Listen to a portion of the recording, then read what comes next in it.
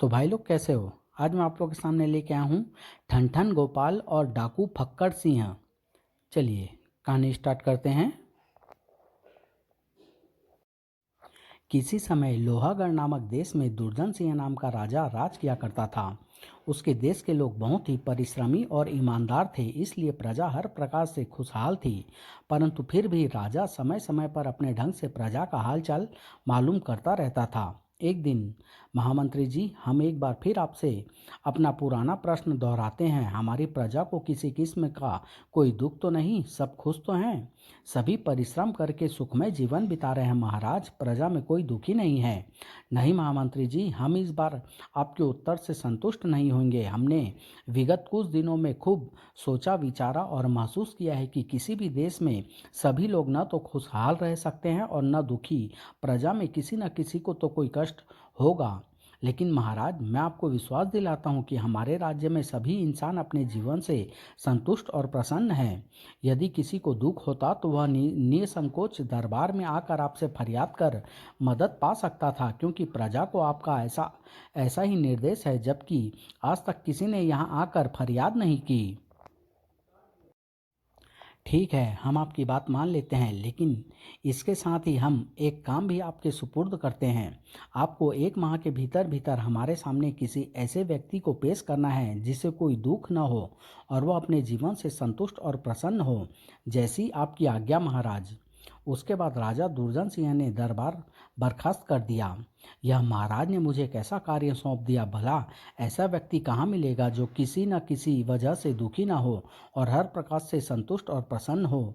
मैंने हाँ भरकर बेकार में आफत मोल ले ली। यदि ऐसा व्यक्ति नहीं ढूंढ पाया तो महाराज पता नहीं मुझे किस प्रकार अपमानित करें। अगले दिन महामंत्री कुछ विश्वसनीय अधिकारियों के साथ नगर नगर व गांव गांव घूमकर राजा के कहे इंसान की तलाश करने लगा। आखिरकार एक दिन, महामंत्री जी, वह देखिए, एक व्यक्ति बड़े आराम से उस पेड़ के नीचे लेटा हुआ है। आश्चर्य है, इस निर्जन स्थान पर वह व्यक्ति कितने इत्मीनान से पड़ा है। जरूर वह हर प्रकार से संतुष्ट और प्रसन्न है, वरना इस निर्जन स्थान पर इतने इत्मीनान से न पड़ा होता। महामंत्री जी, क्यों ना हम चलकर उस व्यक्ति से मिलें। यदि वह दुखी हुआ तो उसका दुख दूर करेंगे, और यदि महाराज के कहे अनुसार निकला तो उसे महाराज के पास ले चलेंगे। कहते तो तुम ठीक हो, लेकिन वह व्यक्ति चाहे जो हो, दुखी नहीं मालूम पड़ता मुझे। यदि वह दुखी होता तो इस वीराने में क्यों पड़ा होता? निश्चित ही वह सुखी आदमी है। खैर, तुम सब अपने घोड़े यहीं छोड़ दो, एक बार उससे मुलाकात कर देखते हैं। जी, बहुत अच्छा। उन सभी ने अपने घोड़े वहीं छोड़ दिए और पेड़ के नीचे लेटे उस व्यक्ति के पास जा पहुंचे, जो अपने सीने पर रखे चने के कुछ दानों को एक एक करके बड़े मजे से खा रहा था। वाह, क्या अंदाज है इसके खाने का। शायद मेरा विचार गलत है, देखने से तो यह कमबख्त किसी भी हालत में सुखी इंसान नहीं हो सकता। तभी, नमस्कार श्रीमानो, विराजिए और फरमाइए, मैं आप लोगों की क्या सेवा कर सकता हूँ। धन्यवाद भाई, लेकिन हम तुमसे सेवा कराने नहीं बल्कि तुम्हारी सेवा करने आए हैं। भाई, तुम हमें यह बताओ कि तुम कौन हो, इस वीराने में क्यों पड़े हो, और क्या कोई कष्ट है तुम्हें? मेरा नाम ठन गोपाल है। मुझे कोई कष्ट नहीं है। मैं तो सुखी ही सुखी हूँ, क्योंकि मैं यहाँ का बेताज बादशाह हूँ। कमाल है, बेताज बादशाह होकर भी तुम इस तरह भिखारी की तरह पड़े हो। श्रीमान, आप तो कमाल की बात करते हैं। मैं यहाँ पड़ा कहाँ हूँ? लेटा हुआ, काजू से भी ज़्यादा ताकत देने वाले चनों का आहार कर रहा हूँ। क्या आपको कम दिखाई देता है? माफ़ करना भाई ठन गोपाल, मैं तो भूल ही गया था कि आप राजा हैं। खैर, क्या मैं पूछ सकता हूँ कि आपका राजमहल कहाँ है और आप काम क्या करते हैं? ना मेरे पास कोई राजमहल है और ना कोई काम है। हाँ, बस यह छोटी सी जागीर जरूर है मेरे पास। मेरा राज निवास यही वृक्ष है। चूंकि मेरी कोई प्रजा नहीं है, इसलिए मेरे पास कोई काम भी नहीं है। अपनी इस छोटी सी जागीर से जो कुछ फल फूल खाने को मिलते हैं, उन्हें खाकर निकट के सरोवर का मीठा पानी पीकर आराम से जीवन व्यतीत कर रहा हूँ। झूठ बोलते हो तुम। भला बिना काम, महल, रोटी और दाल सब्जियों के भी आराम से जीवन व्यतीत होता है? तुम एक दुखी इंसान हो। महाराज के पास जाकर मदद क्यों नहीं मांगते? उनके महल के दरवाजे तो राज्य के हर हर दिन दुखी के लिए 24 घंटे खुले रहते हैं। हाँ भाई, तुम्हें महाराज से अवश्य मदद लेनी चाहिए, ताकि उस मदद से तुम कोई कारोबार कर सको और धन अर्जित करके अपना महल आदि बनवा सको। लेकिन श्रीमान, मैं महाराज से धन लेकर करूँगा क्या? मुझे तो कोई भी काम धंधा या कारोबार करना नहीं आता। अरे भाई, काम धंधे की क्या पूछते हो? यदि कोई काम नहीं आता तो मज़े से झक मारना। झक मारूं, वह क्या काम होता है श्रीमान? झक कहते हैं मछली को। पास की नदी में तुम आराम से मछली पकड़ सकते हो और उन्हें बेचकर अच्छा पैसा कमा सकते हो। हाँ भाई, यदि मेहनत करो तो मछलियाँ के कारोबार से तुम बहुत सारा पैसा कमा सकते हो। वह कैसे? सुनो भाई, मैं तुम्हें समझाता हूँ। तुम महाराज से थोड़ा सा धन मांग लेना, उससे एक जाल खरीद लेना। उस जाल को लेकर तुम पास वाली नदी पर चले जाना। जाल को नदी में फेंकने से कुछ मछलियाँ तुम्हारे जाल में फंस जाएगी। उन मछलियों को तुम मछली बाजार में बेच देना, उससे तुम्हें लाभ हो जाएगा। अच्छा, फिर क्या? इस तरह मछली बेचते बेचते कुछ माह में तुम्हारे पास इतना धन हो जाएगा कि तुम एक नाव आसानी से खरीद सकोगे। फिर तुम नाव में बैठकर गहरे पानी में मछलियाँ पकड़ना, तब तुम बहुत सारी मछलियाँ पकड़ सकोगे।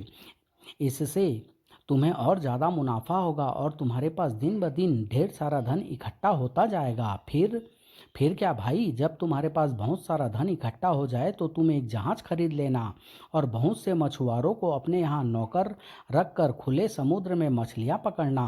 इस प्रकार तुम्हारी आमदनी दिन दूनी रात चौगनी बढ़ती जाएगी और फिर तुम धीरे धीरे और जहाज खरीद लेना और मछलियों का अंतर्राष्ट्रीय व्यापार आरंभ कर देना। फिर इस तरह एक दिन तुम देश के ही नहीं बल्कि विश्व के सबसे धनी व्यक्ति बन जाओगे। फिर फिर क्या खाक तुम्हारा सत्यानाश! अरे अरे मूर्ख! फिर तुम इस स्थान पर अपना एक आलीशान महल बनवाना, नौकर चाकर दास दासियां रखना, अच्छे से अच्छा पहनना और अच्छे से अच्छा खाना मज़े से उड़ाना। फिर अरे लाल बुझक्कड़, फिर क्या? फिर तुम इसी तरह पैर पसाकर आनंद से लेटना जैसे अभी कुछ देर पहले लेटे हुए थे।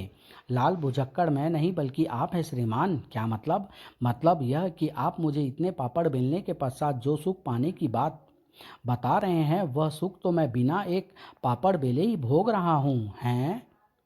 जाइए जाइए, बेकार आप लोग मेरे आराम में दखल मत कीजिए। मैं इस देश का तो क्या, पूरे विश्व का सबसे सुखी इंसान हूँ। पता नहीं कैसे कैसे मूर्ख लोग इस राज्य में रहते हैं जो मुझ जैसे सुखी इंसान को दुखी समझ रहे हैं। कहकर वह खर्राटे भरने लगा। महामंत्री जी, मेरे विचार से तो महाराज ऐसे ही व्यक्ति से मिलना चाहते हैं। हाँ महामंत्री जी, देखिए ना, यह अपने जीवन से कितना संतुष्ट है। लगता है इसे दिन दुनिया की कोई चिंता नहीं और यह सबसे संतुष्ट, खुशहाल और सुखी है।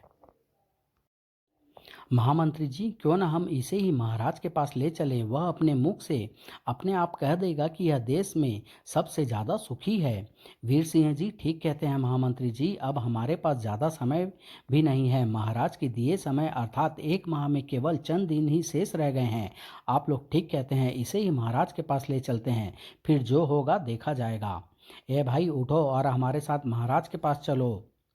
ठनठन गोपाल झुंझला उठा। ओफ, आप लोग अभी तक गए नहीं? क्यों खामोखा मेरे आराम में दखल डाल रहे हैं बाबा? कहा ना, मुझे कोई कष्ट नहीं है और न ही मुझे किसी की मदद की ही ज़रूरत है। हम जानते हैं, लेकिन तुम हमारे साथ महाराज के पास चलो। क्यों, उन्हें क्या तकलीफ है? वे तुम जैसे ही व्यक्ति से मिलने की इच्छा रखते हैं।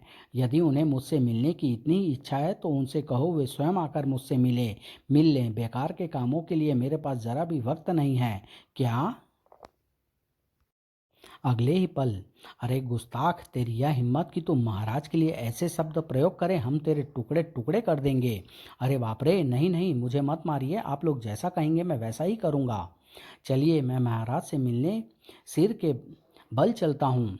अब आए ना सही रास्ते पर, चलो, लेकिन ध्यान रहे महाराज की शान में तुमसे फिर कोई गुस्ताखी ना हो।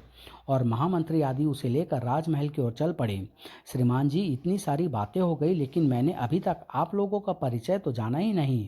मेरा नाम चक्रध्वज है। मैं इस देश का महामंत्री हूँ और मेरे साथी राज दरबारी।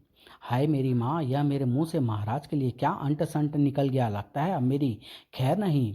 जब महामंत्री आदि ने ठनठन गोपाल को दरबार में राजा दुर्जन सिंह के सामने पेश कर उसके बारे में सारी बातें बताई तो राजा क्रोधित हो उठा। अरे आलसी कामचोर ठनठन गोपाल, क्या तुम्हें मालूम नहीं कि हमारे राज्य में बिना मेहनत किए जीवन बिताना एक अपराध है? जानता हूँ महाराज, लेकिन मेरे मेहनत न करने के पीछे दो कारण हैं। एक तो मैं आत्मसंतोषी जीव हूँ, दूसरे डरता हूँ कि कहीं मेरे मेहनत करने से दूसरों की रोजी रोटी और सुख चैन न छिन जाए। क्या मतलब? मतलब यह है महाराज कि इस पूरी दुनिया में मुझ जैसा बुद्धिमान इंसान कोई दूसरा नहीं। यदि मैं दिमागी मेहनत करूं तो क्या? गुस्ताखी माफ हो हुजूर, यदि मैं अपने दिमाग का इस्तेमाल करूं तो आपका सारा खजाना मेरे पास आ सकता है। खामोश। सबके चुप होने पर, नौजवान, क्या तुम वास्तव में दिमाग से ऐसा करिश्मा करके दिखा सकते हो? हाँ महाराज, यदि विश्वास न हो तो परीक्षा लेकर देख लीजिए। तुम तब तो हम जरूर तुम्हारी परीक्षा लेंगे। हमारा खजाना तो तुम बाद में अपने दिमाग से अपने अधिकार में करना, पहले तुम हमें दिमाग से एक जोड़ी बैल ला कर दो। क्या तुम ला सकते हो? क्यों नहीं महाराज, कल ही लीजिए। लेकिन ध्यान रहे, बैल न तो खरीदे गए हो न चोरी किए गए हो। यदि ऐसी कोई शिकायत हमें मिली तो तुम्हारी बाकी की जिंदगी कारागार में चक्की पीसते हुए गुजरेगी। मुझे मंजूर है महाराज। तो ठीक है, तुम जा सकते हो। अब तुम्हें 24 घंटे के भीतर भीतर एक जोड़ी बैल लेकर हमारे सामने हाजिर होना है। जो आज्ञा महाराज। ठनठन गोपाल राजा से विदा लेकर दरबार से वापस लौट गया। अगले ही दिन ठनठन गोपाल गली गली व बाजार बाजार घूमता हुआ दूर खेतों की ओर निकल गया। एक खेत में उसे एक किसान हल जोतता दिखाई दिया। वाह, बन गया काम। वह किसान महाराज की इच्छा आसानी से पूरी कर सकता है। अगले ही पल वह उस किसान के पास पहुंचा और घबराए स्वर में बोला, भैया भैया, गजब हो गया। मैं अभी तुम्हारा अनाज का गोदाम देख कर आ रहा हूँ। गोदाम खुला पड़ा है और डांगर आराम से अनाज खा रहे हैं। क्या? मैं सच कह रहा हूँ भैया, मैंने तो जानवरों को भगाने की बहुत कोशिश की थी, लेकिन वे इतने शैतान और उद्यमी हैं कि उन्होंने गोदाम से निकलना तो दूर, मेरे ही कपड़े फाड़ डाले। ओह भाई, तुम जरा यहीं ठहर कर मेरे बैलों की निगरानी करना। मैं अभी उन जानवरों को भगाकर अपना गोदाम बंद करके आता हूँ। लेकिन भाई रुको तो सही, मैं यहाँ नहीं रुक सकता। मुझे अपना काम धंधा देखना है, वरना आज रोटी भी नसीब नहीं होगी।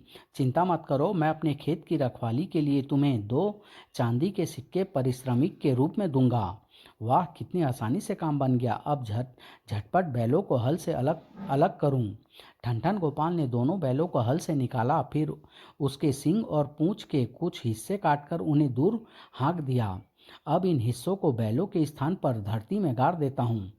फिर उसने बैलों के सींग और पूंछ के टुकड़ों को बैलों के स्थान पर धरती में गाड़ दिया, और जब दूर से उसे किसान वापस आता दिखाई दिया तो वह फुट फुट कर रोने लगा। हाय हाय। शीघ्र ही किसान उसके निकट पहुंचा। हाय मेरा प्रिय किसान भाई, लूट गया, बर्बाद हो गया। अरे भाई, तुम क्यों रो रहे हो? वह मेरा गोदाम नहीं था जिसे तुम खुला देखकर आए थे। मेरा गोदाम तो बंद है।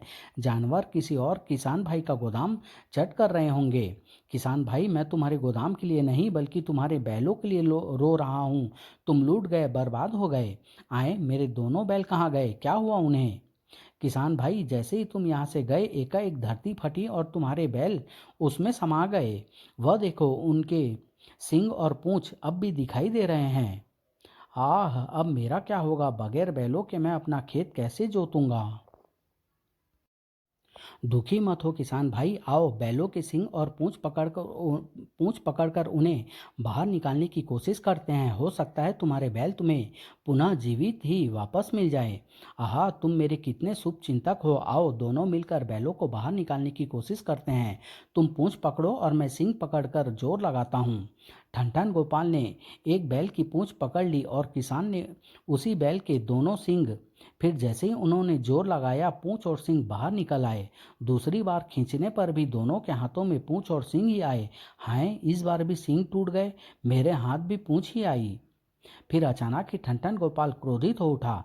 यह सब तुम्हारी मूर्खता की वजह से हुआ है किसान भाई, वरना सींग और पूंछ नहीं टूटते मेरी वजह से। और नहीं तो क्या, तुमने सींगों को इतनी ताकत लगाकर खींचा कि दोनों बैलों के सींग ही टूट गए। लेकिन भाई, ताकत तो तुमने भी लगाई थी, तभी तो पूंछ भी टूटी। वह संतुलन बिगड़ जाने से टूटी है। तुम्हारे ताकत लगाने से बैलों का सर ऊपर उठा होगा और यकाएक झटका लगने से उसका पिछला हिस्सा नीचे बैठा होगा। बस इसी चक्कर में दोनों बैलों की पूंछ टूटकर मेरे हाथ में आ गई। अब बताओ, कसूर किसका है, मेरा या तुम्हारा? ठनठन गोपाल की बात सुनकर किसान फुट फुट कर रोने लगा। हाँ भाई, गलती मुझसे ही हुई है। न मैं इतनी ताकत लगाता और न मेरे दोनों बैल बिना सींग के धरती में समाते। अब उन्हें किसी प्रकार भी धरती धरती से नहीं निकाला जा सकता। हाय, अब मेरा क्या होगा? मत रो किसान भाई, जो होना था सो तो हो गया। भला अब रोने धोने से तुम्हारे बैल तुम्हें कहाँ मिलेंगे? लेकिन मित्र, भगवान ने मेरे साथ इतना बड़ा अन्याय क्यों किया? क्या गुनाह किया था मैंने जो उसने मुझसे मेरे बैल छीन लिए? जरूर जाने अनजाने तुमसे कोई महापाप हुआ होगा, वरना इस तरह यकायक धरती नहीं फटती और तुम्हारे बैल उसमें न समाते। यह तो तुम जानते ही हो कि धरती तभी फटती है जब कोई महापाप करता है। हाँ, मैंने ऐसे कई किस्से सुन रखे हैं, लेकिन दोस्त, मेरे पापों की सजा तो मेरे बेकसूर बैलों को मिली है। अब मैं इस पाप का प्रायश्चित कैसे करूं? प्रायश्चित करने का बस एक ही तरीका है कि तुम अपने इस पाप का राज किसी को मत बताओ और बैलों के स्थान पर खुद हल में जूत कर पूरा खेत जोत डालो। हाँ, प्रायश्चित करने का यह तरीका ठीक रहेगा। तुम्हारी सलाह का धन्यवाद मित्र, मैं तुम्हारे इस उपकार को कभी नहीं भूलूंगा।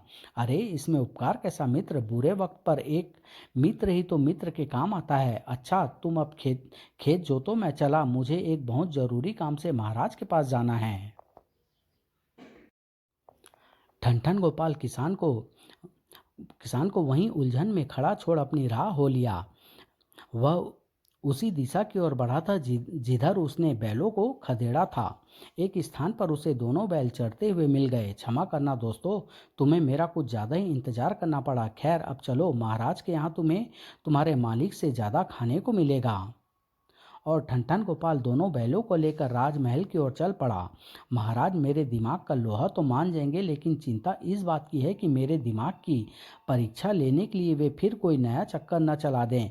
बेकार ही उसके सामने डिंग हाकी कुछ और बोल देता तो अच्छा रहता। कुछ घंटों पश्चात राज दरबार में महाराज की जय हो। महाराज, ठनठन गोपाल दो बैलों के साथ महल के बाहर हाजिर है। ओह ठीक है, बैलों को अपनी निगरानी में रखो और ठनठन गोपाल को यहाँ भेज दो। जो आज्ञा महाराज। द्वारपाल ने बाहर जाकर ठनठन गोपाल को दरबार में भेज दिया। महाराज की जय हो। महाराज, मैं आपकी आज्ञानुसार अपनी बुद्धिमानी से आपकी सेवा में दो बैल ले आया हूँ। यदि देखना चाहें तो कृपा चल कर देख लें। हमें देखने की कोई ज़रूरत नहीं है। हम केवल इतना जानना चाहते हैं कि वे बैल किसके हैं। कहीं तुम उन्हें चोरी करके या ठगी करके तो नहीं लाए? चोरी तो चोरी तो नहीं की महाराज। हाँ, ठगी जरूर की है, लेकिन उस भले मानस को अपने ठगे जाने का आभास तक नहीं होने दिया। इस बात का क्या प्रमाण है कि तुम जो कुछ कह रहे हो वह सच ही है? प्रमाण बस इतना है महाराज कि ठगा जाने वाला किसान अपने बैलों की बाबत आपसे शिकायत करने नहीं आएगा। चाहे चाहे तो आप कुछ दिन रुक कर मेरी बात की प्रतीक्षा कर लें। ठीक है, हम 7 दिन तक ठगे जाने वाले किसान के आने की राह देखेंगे। यदि वह 7 दिन के भीतर भीतर हमारे पास शिकायत करने नहीं आया तो हम तुम्हारी बात पर विश्वास कर लेंगे। सैनिकों, ले जाओ इसे और छावनी में नज़र बंद कर दो। आज से ठीक 8वें रोज इसे हमारे सामने पेश करना। मारे गए अपनी चातुर्यता का यह इनाम मिला मुझे। सैनिक उसे लेकर सैनिक छावनी की ओर चल दिए। सच है, आजकल अक्लमंद होना भी गुनाह है। कोई कद्र नहीं अक्लमंदों की। अच्छा भला मैं अपनी जागीर में आराम कर रहा था, जबकि अक्लमंदी दिखाने के चक्कर में अब कैद खाने में डाला जा रहा हूँ। ठीक 8वें रोज सैनिकों ने ठनठन गोपाल को पुनः राजा के सामने पेश किया। महाराज की जय हो। कहिए महाराज, आपने मेरे लिए सजा तजवीज की या इनाम? तुम वास्तव में इनाम के ही हकदार हो ठनठन गोपाल। हमारे पास आज तक कोई व्यक्ति अपने बैलों के ठगे जाने की शिकायत लेकर नहीं आया। खैर, हम तुम्हें इनाम तो देंगे ही, लेकिन पहले हमें तुम यह बताओ कि तुमने वे दोनों बैल हथियाए कैसे? तो सुनिए महाराज, मैं यहाँ से घूमता घामता अपने शिकार की तलाश में दूर खेतों की ओर जा निकला। वहाँ मैंने एक सीधे साधे किसान को हल जोतते देखा और तुरंत मेरे दिमाग में एक योजना आ गई। फिर ठनठन गोपाल ने राजा को सारा किस्सा कह सुनाया। सब कुछ सुनकर राजा समेत सभी दरबारी ठनठन गोपाल की अक्लमंदी की प्रशंसा कर उठे। ठनठन गोपाल, वास्तव में तुम एक अक्लमंद इंसान हो, लेकिन अब हम चाहते हैं कि तुम दोनों बैल उस किसान को लौटा दो जिसे ठग कर लाए हो। ठीक है महाराज, ऐसा ही होगा, लेकिन ध्यान रहे उसे इस बार भी यह पता नहीं चलना चाहिए कि तुमने झूठ बोलकर उसे ठगा था, वरना लोगों का एक दूसरे से विश्वास उड़ जाएगा। जब ठनठन गोपाल वहां से चला गया, महाराज ठनठन गोपाल वास्तव में एक बुद्धिमान युवक है। उसकी अक्लमंदी को देखकर मेरे दिमाग में एक बात आई है। यदि आप इजाज़त दे तो कहूँ? हाँ हाँ, आपको जो कहना है निसंकोच होकर कहिए महामंत्री जी। महाराज, आप तो जानते ही हैं, डाकू बुझक्कर सिंह ने काफ़ी समय से हमारे राज्य में उधम मचाया हुआ है। चूंकि वह बहुत चतुर है, इसलिए आज तक हमारे सैनिक उसे पकड़ पाने में सफल नहीं हो सके। यह जानते हुए भी कि वह उजाड़ जंगल में अपने परिवार के साथ मज़े में रहता है, हमारे सैनिक उसके साए तक की झलक नहीं देख पाए।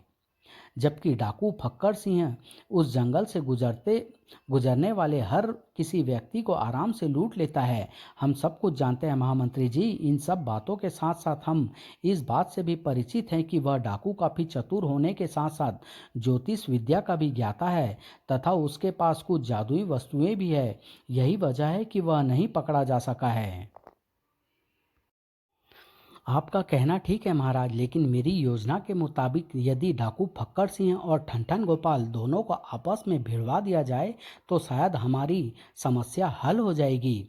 हम आपका मतलब नहीं समझे महामंत्री जी। मतलब यह है महाराज कि यदि उन दोनों को आपस में टकरा दे तो उन दोनों में से जो ज़्यादा चतुर होगा जीत उसकी ही होगी। यदि ठनठन गोपाल उस मुकाबले में जीत गया तो डाकू फक्कर सिंह हमारी गिरफ्त में आ जाएगा। वह तो ठीक है महामंत्री जी, लेकिन समस्या तो यह है कि जब डाकू फक्कर सिंह का हमें पता ठिकाना ही नहीं मालूम है तो हम ठनठन गोपाल को उससे भिड़वाएंगे कैसे? हम तो केवल इतना ही जानते हैं कि वह उजाड़ जंगल में ही कहीं रहता है।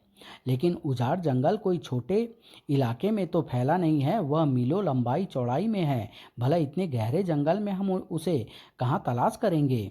उसे तलाश करने की कोई ज़रूरत नहीं है महाराज। बस हमारा इतना जानना ही काफ़ी है कि वह उजाड़ जंगल में ही कहीं रहता है। मेरी योजना ऐसी है कि डाकू फक्कर सिंह खुद ब खुद ठनठन गोपाल से आ टकराएगा। ओह! ऐसी क्या योजना है आपके पास महामंत्री जी? कृपया हमें बताइए। आपके आपने हमारी उत्सुकता जगा दी है। तो सुनिए महाराज, इतना तो आप जानते ही हैं कि डाकू फक्कर सिंह ज्योतिष विद्या का ज्ञाता है और अक्सर अपने शिकारों का पता वह अपनी ज्योतिषी विद्या से ही लगाता है। हाँ, हम यह भी जानते हैं। बस अब आप मेरी योजना सुनिए। फिर महामंत्री राजा के कान में धीरे धीरे कुछ फुसफुसाने लगा, खुसुर फुसुर खुसुर फुसुर। जब महामंत्री राजा को अपनी योजना बताने के पश्चात खामोश हुआ तो राजा उसकी योजना सुनकर प्रसन्न हो उठा। वाह महामंत्री जी, आपकी योजना का जवाब नहीं, इसके साथ ही हमें इस बात का भी गर्व है कि आप भी किसी से कम बुद्धिमान नहीं। ठनठन गोपाल को आने दीजिए, फिर हम आपका प्रस्ताव उसके सामने रखेंगे और देखेंगे कि वह वास्तव में कितना बुद्धिमान है और हमारी इस परीक्षा में खरा उतरता है या नहीं। निसंदेह महाराज, बुद्धिमानी की असली परीक्षा यही होगी। अगले दिन जब ठनठन गोपाल दरबार में इनाम लेने पहुंचा, तुम आ गए ठनठन गोपाल, हम तुम्हारा इंतजार कर रहे थे।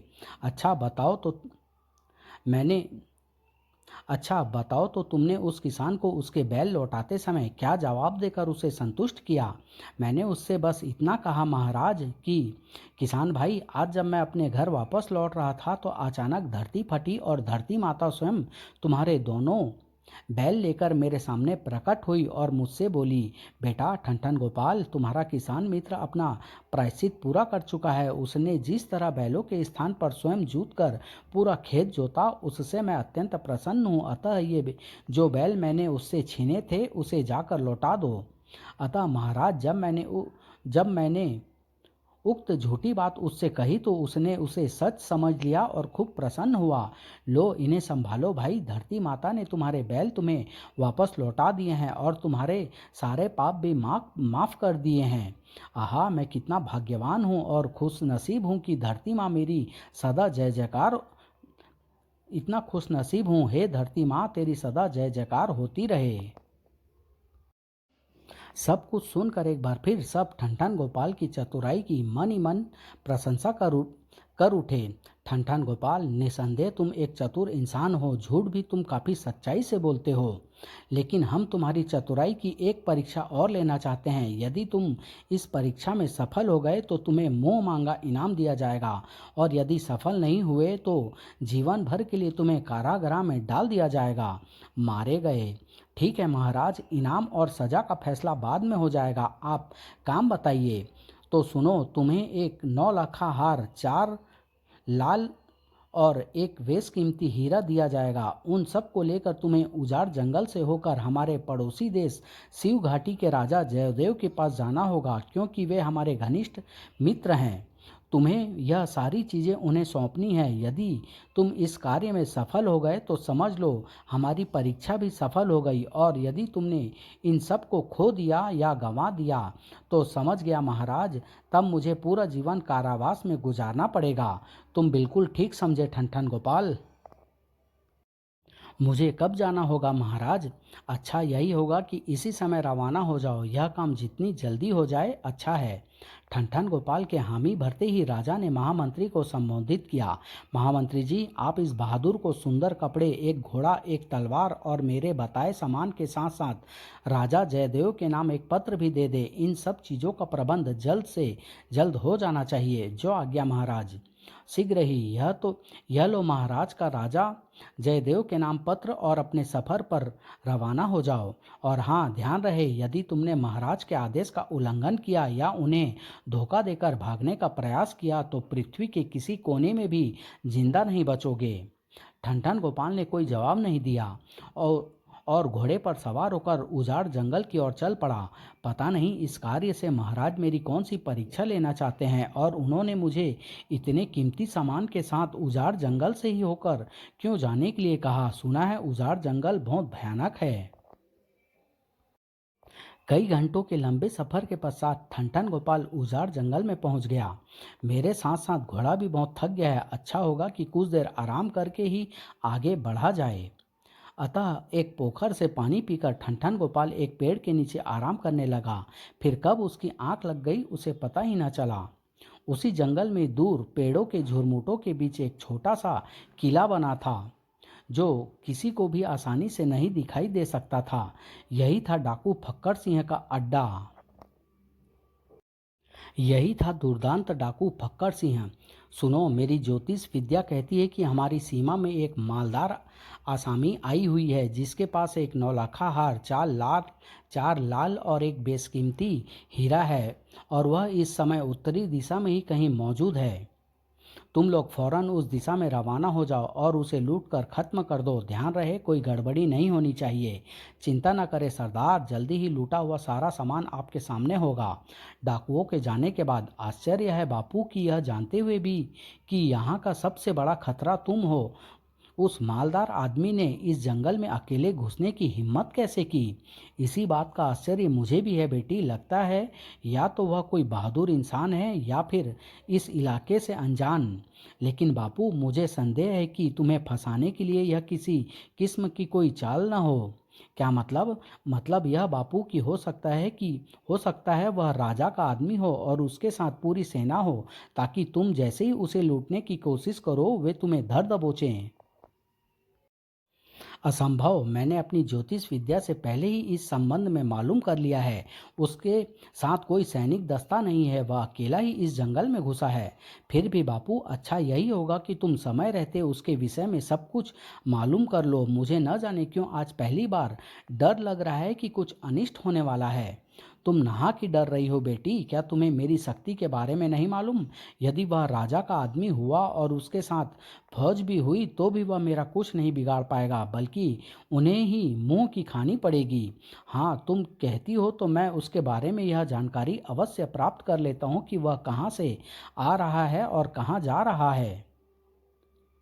कहकर डाकू फक्कड़ सिंह ध्यान मग्न होकर अपनी ज्योतिष विद्या का प्रयोग करने लगा। कुछ देर बाद, बेटी तुम्हारा कहना कुछ कुछ सही है। उस व्यक्ति का नाम ठन गोपाल है और वह राजा के आदेश पर ही सारा धन जंगल के पार शिव घाटी के राजा को उपहार में देने जा रहा है। लेकिन वह अकेला ही है, उसके साथ उसकी सुरक्षा के लिए सेना नहीं है। यह तो और भी ज्यादा आश्चर्य की बात है बापू। राजा दुर्जन सिंह यह बात अच्छी तरह जानते हैं कि इस इस जंगल के तुम बेताज बादशाह हो और यहाँ से गुजरने वाले हर व्यक्ति को तुम और तुम्हारे साथी लूट लेते हैं।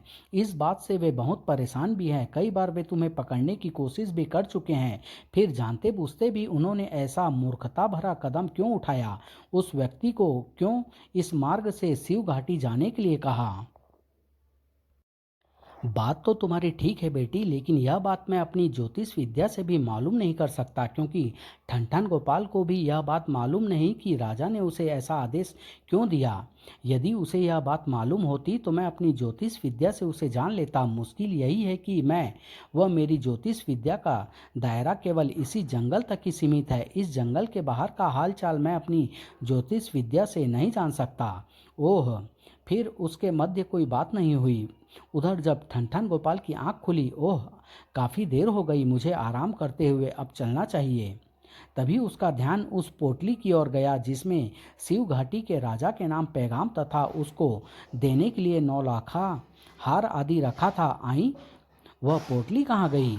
उसने आसपास निगाह दौड़ाई तो उसे एक आंख वाले गधे के मुंह में अपनी पोटली दबी दिखाई दी, जो बड़े आराम से उसे चबा रहा था। अरे अरे गधे भाई, मुझ पर ऐसा जुल्म मत करो, उसे मत खाओ भाई, मुझे लौटा दो। लाओ प्यारे भाई, मेरी पोटली मेरे हवाले करो, इसके बदले में मैं तुम्हें ढेर सारी हरी हरी घास खिलाऊंगा। लाओ दे दो मेरे भाई, मेरे बाप। लेकिन उस विचित्र गधे को ठनठन गोपाल की हालत पर जरा भी दया नहीं आई और वह समूची पोटली को एक ही झटके में निगल गया। हाय, अब मैं महाराज को क्या मुंह दिखाऊंगा? हाय, यह तुमने क्या कर दिया सत्यानाशी गधे! ढैंचू ढैंचू ढैंचू। अभी ठनठन गोपाल अपनी फूटी किस्मत पर आंसू बहा ही रहा था कि वह रहा, घेर लो इसे। अरे बाप रे डाकू, लगता है माल के साथ साथ अब जान से भी हाथ धोने पड़ेंगे।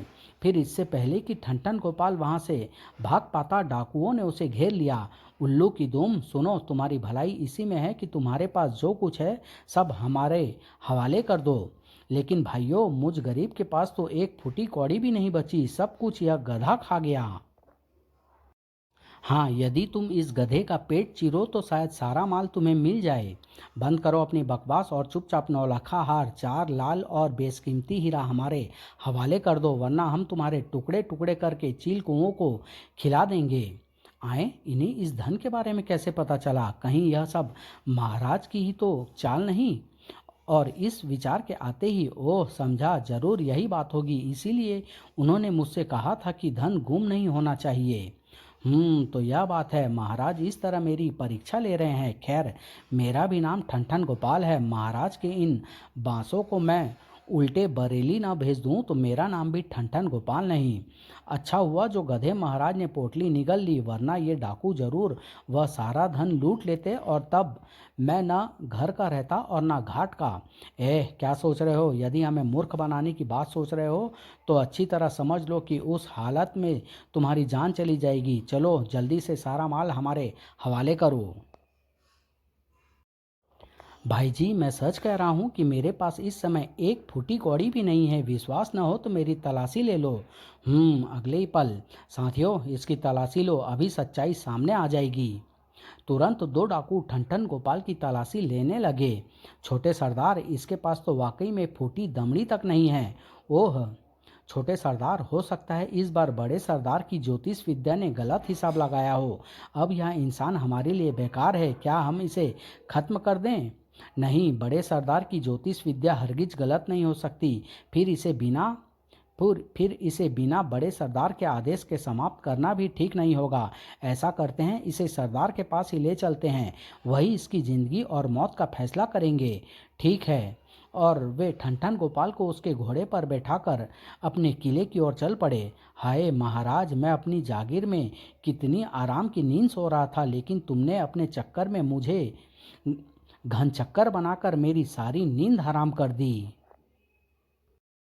बेचारा, पता नहीं उस पर क्या बीते। मुझे इसके पीछे जाना चाहिए, हो सका तो इसकी उसकी मदद करूंगा।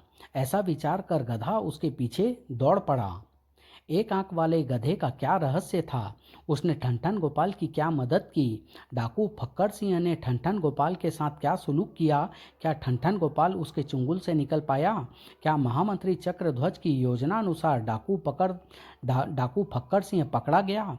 क्या ठनठन गोपाल एक आंख वाले गधे से शाही खजाना दोबारा प्राप्त कर शिव घाटी के राजा तक पहुंच सका?